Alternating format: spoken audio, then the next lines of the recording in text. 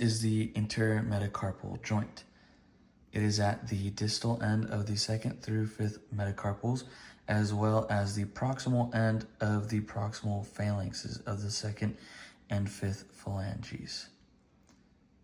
It is a synovial joint as well as a diarthrosis joint. This joint is where we would consider the knuckles on the hand to be. Now, the primary movements of this joint are flexion and a little slight extension.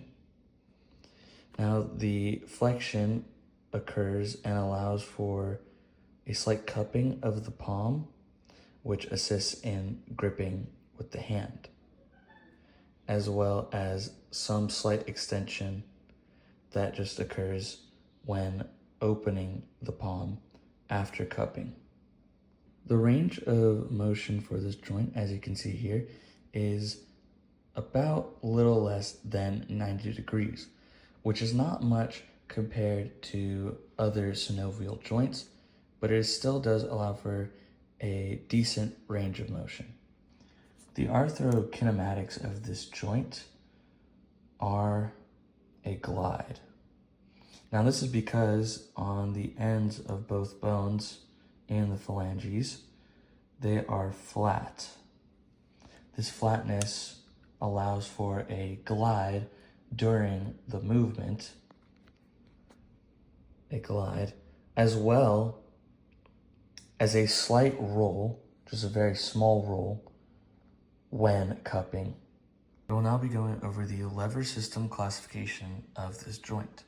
The fulcrum is the joint itself.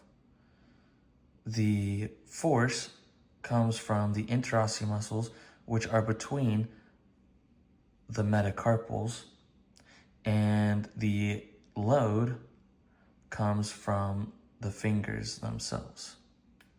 This joint is considered a third-class lever because the load, which are the fingers, is at the distal end from the muscles, which provide the force.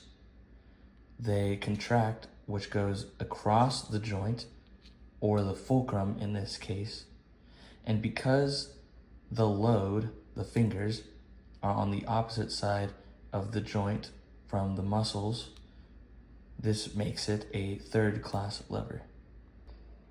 The force-velocity relationship of this joint is that more velocity equals more force. When I flex to cup my hand with less velocity, I have less force. With more velocity, I generate more force.